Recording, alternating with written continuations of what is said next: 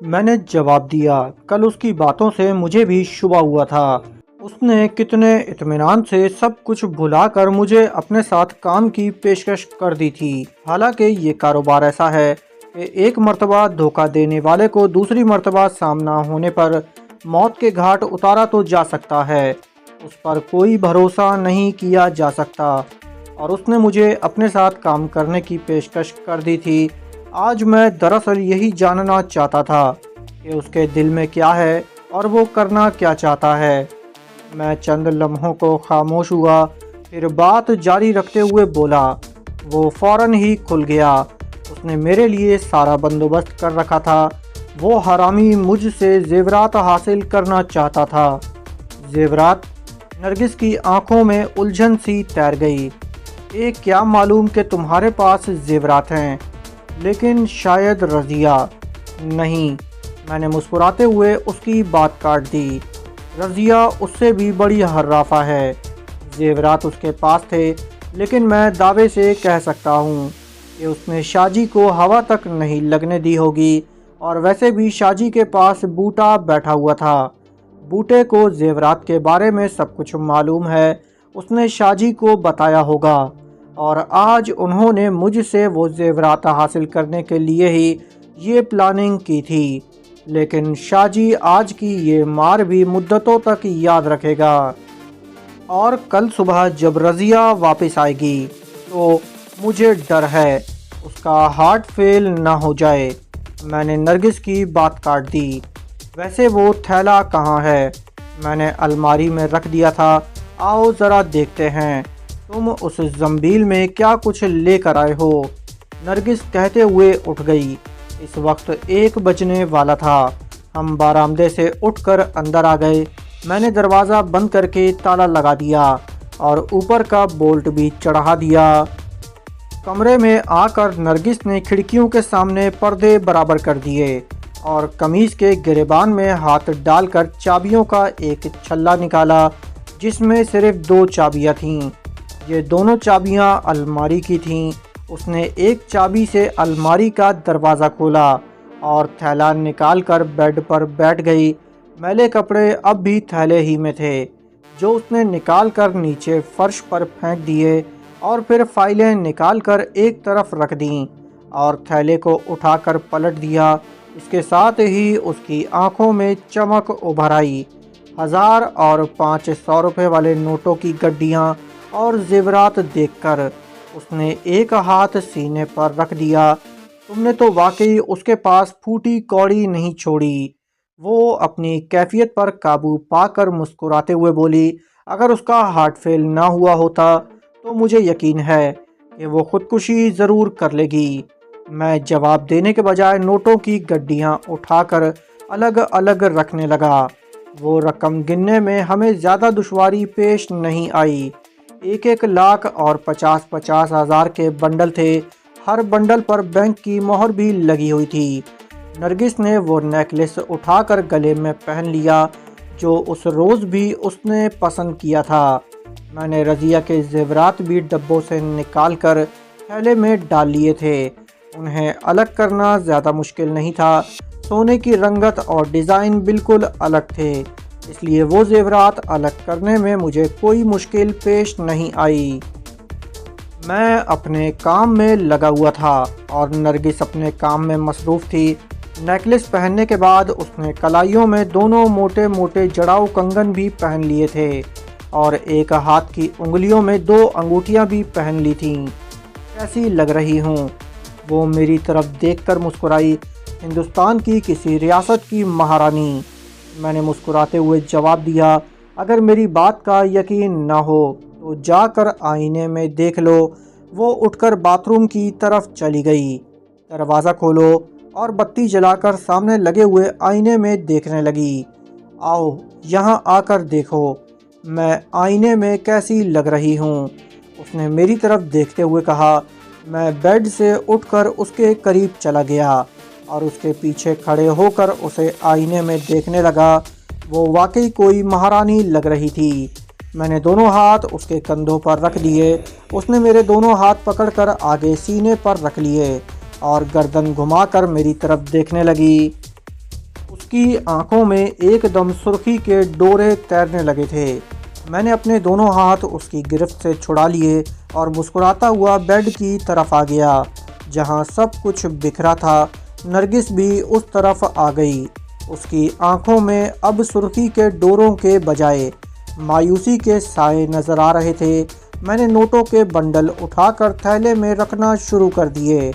نرگس بھی اپنے جسم پر سجے ہوئے زیورات اتارنے لگی اور آخر میں جب اس نے گلے میں پڑے ہوئے نیکلس پر ہاتھ ڈالا تو میں نے اس کا ہاتھ پکڑ لیا۔ یہ رہنے دو، میں نے کہا، یہ نیکلس تم نے پہلے ہی پسند کر لیا تھا، ویسے بھی یہ تمہاری خوبصورت گردن میں اچھا لگتا ہے۔ سچ کہہ رہے ہو؟ اس نے عجیب سی نظروں سے میری طرف دیکھا۔ مجھے جھوٹ بولنے کی کیا ضرورت ہے؟ میں نے کہا۔ اچھا اب یہ سب کچھ سمیٹ کر رکھو، سونے کا ارادہ ہے یا نہیں؟ تمام چیزیں دوبارہ تھیلے میں ٹھونس کر تھیلا الماری میں رکھ کر نرگس نے تالا لگا دیا اور میری طرف دیکھ کر مسکراتے ہوئے چابی قمیص کی گریبان میں ڈال لی۔ میں بستر پر لیٹ چکا تھا۔ نرگس نے گرین نائٹ بلب جلا کر ٹیوب لائٹ بجھا دی اور بیڈ پر لیٹ گئی۔ میں سرک کر ذرا پیچھے ہٹ گیا۔ اگرچہ 2:30 بج چکے تھے مگر مجھے نیند نہیں آ رہی تھی۔ ایک تو رخسار پر رہ رہ کر ٹیسیں اٹھ رہی تھیں اور دوسرے رنگ کی بو دماغ کو چڑھی جا رہی تھی۔ تازہ تازہ رنگ ہوا تھا اور میرے خیال میں یہ بو چند روز تک تو پریشان کرے گی۔ اور پھر نیند نہ آنے کی سب سے بڑی وجہ آج کا واقعہ تھا۔ سلطان عرف شاجی سے باقاعدہ ٹھن گئی تھی اور یہ اچھا ہی ہوا تھا کہ وہ شروع ہی میں کھل کر سامنے آ گیا تھا، ورنہ ہو سکتا ہے میں کسی وقت دھوکے میں مارا جاتا۔ میں جانتا تھا کہ شاجی سے دشمنی کوئی معمولی بات نہیں تھی۔ اب وہ کئی سال پہلے والا سڑک چھاپ گنڈا اور ہیروئن کی پڑیا بیچنے والا سلطان نہیں تھا۔ میرے حساب سے وہ 1 کروڑ پتی آدمی تھا اور اس نے اپنے ہاتھ پیر بھی بہت پھیلا لیے تھے۔ یقیناً اس کے تعلقات بھی بہت ہوں گے۔ ایسے لوگ تو سب سے پہلے ان لوگوں کو قابو کرتے ہیں جو قانون کی حفاظت کے ذمہ دار ہوتے ہیں، اور قانون کی یہی محافظ اعلیٰ افسران شاجی جیسے لوگوں کے سامنے ہاتھ باندھ کر کھڑے ہوتے ہیں۔ لہٰذا شاجی کی دشمنی کا مطلب تھا کہ اب میں بھی چین سے نہیں بیٹھ سکتا تھا۔ اب ہمارے پاس اتنی دولت تھی کہ ہم اپنی پوری زندگی عیش و آرام سے گزار سکتے تھے۔ نرگس نے تو مشورہ بھی دیا تھا کہ ہم کسی دوسرے شہر چلے جائیں، کہیں ایسی جگہ جہاں شاجی یا رضیہ ہمارا سراغ نہ لگا سکیں، لیکن میں نے اس کا مشورہ قبول کرنے سے صاف انکار کر دیا تھا۔ ایک تو میں میدان چھوڑ کر بھاگنا نہیں چاہتا تھا اور پھر میں یہ بات بھی اچھی طرح جانتا تھا کہ میں کہیں بھی چلا جاؤں شاجی کے گرگے ہمیں ڈھونڈ نکالیں گے۔ میدان چھوڑ کر بھاگ جانے میں کوئی مزہ نہیں تھا۔ ابھی تو میں نے رضیہ اور شاجی کو پہلی چپت لگائی تھی۔ دونوں کو لگنے والی یہ چپت میرے خیال سے خاصی زوردار تھی اور میں ان کے مچلنے اور تڑپنے کا مزہ لینا چاہتا تھا، اور پھر میں نے اس پر تو بازی ختم نہیں کر دی تھی۔ ابھی تو کھیل شروع ہوا تھا، اس میں تو ابھی بڑے دلچسپ موڑ آنے والے تھے۔ شاجی تو نیچ اور کمینہ تھا، رضیہ بھی بڑی کم ظرف نکلی تھی۔ اس نے شاجی کی وجہ سے ہی مجھ سے نظریں بدلی تھیں۔ وہ میرے کروڑوں روپے مالیت کے زیورات ہضم کرنا چاہتی تھی۔ وہ سمجھتی تھی کہ میں پہلے بھی کئی سنگین مقدمات میں پولیس کو مطلوب تھا اور تازہ ترین کیس مجھ پر نرگس کے اغوا کا بن گیا تھا۔ رضیہ نے 1-2 مرتبہ دبے لفظوں میں ان باتوں کا حوالہ بھی دیا تھا۔ اس کا خیال تھا کہ میں اس کے دباؤ میں رہوں گا اور ان زیورات کو بھول کر اس کے اشارے پر چلنے لگوں گا۔ ہماری بلی ہمیں سے میاؤں، اسے لگنے والے چپت شاجی کے مقابلے میں زیادہ زوردار تھی۔ مجھے نرگس کے اس خیال سے بہت اتفاق تھا کہ اپنی خفیہ الماری سے سب کچھ غائب پا کر اگر اس کا ہارٹ فیل نہ ہوا تو وہ خودکشی ضرور کر لے گی، لیکن میں یہ بھی سمجھتا تھا کہ رضیہ جیسی بغیرت اور بے ضمیر عورتیں آسانی سے نہیں مرا کرتیں۔ اس نے اپنی جنسی بھوک مٹانے کے لیے شوہر کو دھوکہ دیا تھا، میرے ساتھ طویل عرصے تک رنگ رلیاں مناتی رہی تھی اور میں اسے ملتان کے ایک ہوٹل میں چھوڑ کر بھاگ گیا تھا، مگر الیاس نامی ایک شخص اور اس کی بیوی نے اسے ہوٹل والوں سے بچا لیا تھا اور اسے اپنے ساتھ لاہور لے آیا تھا اور ہمدردی کی بنا پر اسے اپنے پاس رکھ لیا تھا۔ دفعتاً میرے ذہن میں ایک اور خیال ابھرا۔ رضیہ نے بتایا تھا کہ چند روز بعد الیاس کی بیوی سائمہ ایک حادثے میں ہلاک ہو گئی تھی۔ الیاس اسے داشتہ کے طور پر اپنے ساتھ رکھنا چاہتا تھا اور پھر رضیہ نے اسے شادی پر مجبور کر دیا تھا اور اس کے کچھ ہی عرصہ بعد الیاس کو بھی گولی مار کر ہلاک کر دیا گیا تھا۔ کیا یہ دونوں حادثات محض اتفاقیہ تھے یا ان کے پیچھے کوئی سازش کار فرما تھی؟ الیاس کے گھر آنے کے بعد شاہ جی جیسے لوگوں سے رضیہ کے تعلقات استوار ہو چکے تھے۔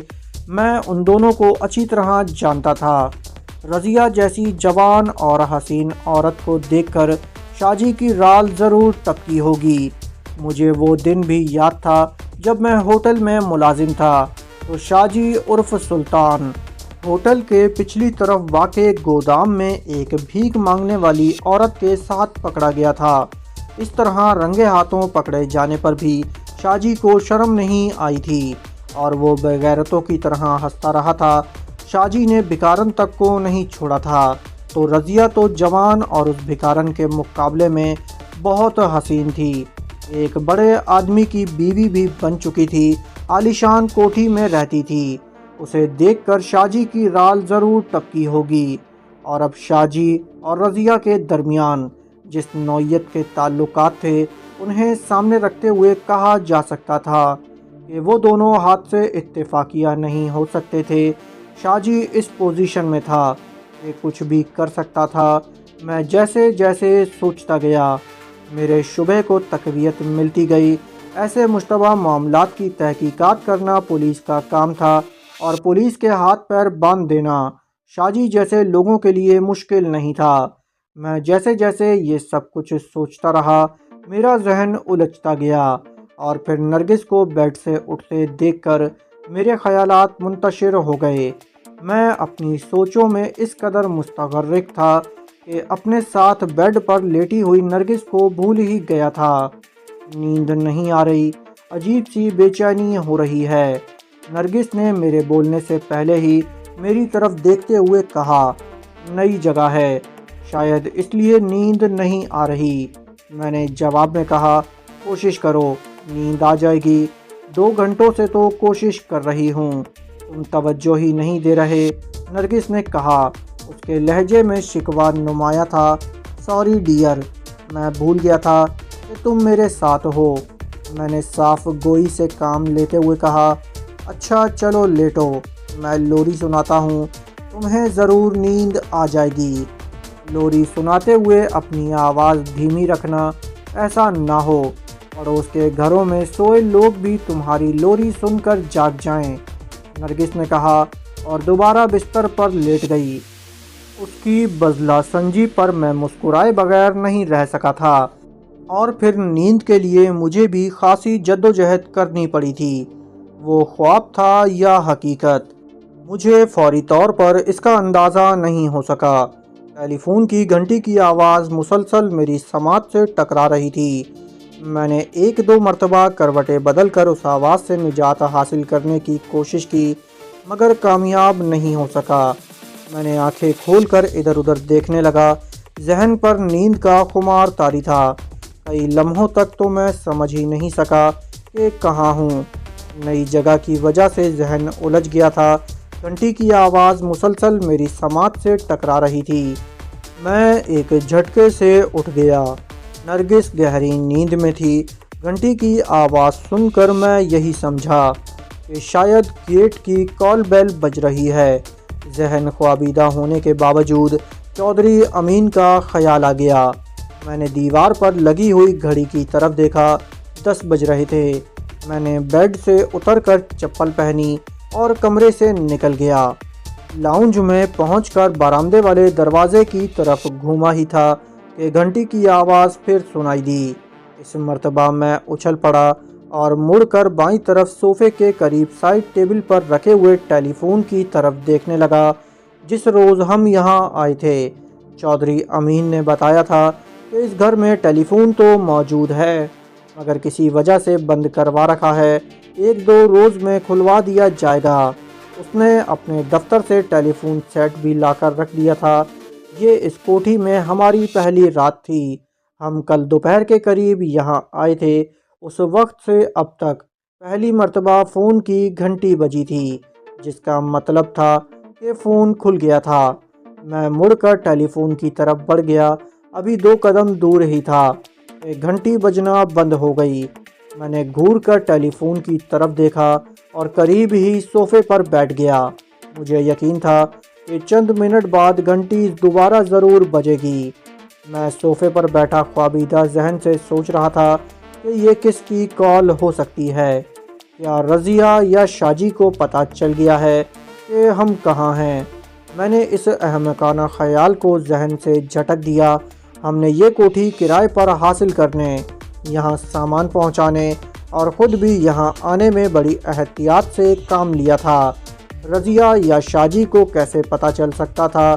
اگر شاجی کو پتہ چلا ہوتا تو وہ رات ہی کو یہاں حملہ کر دیتا۔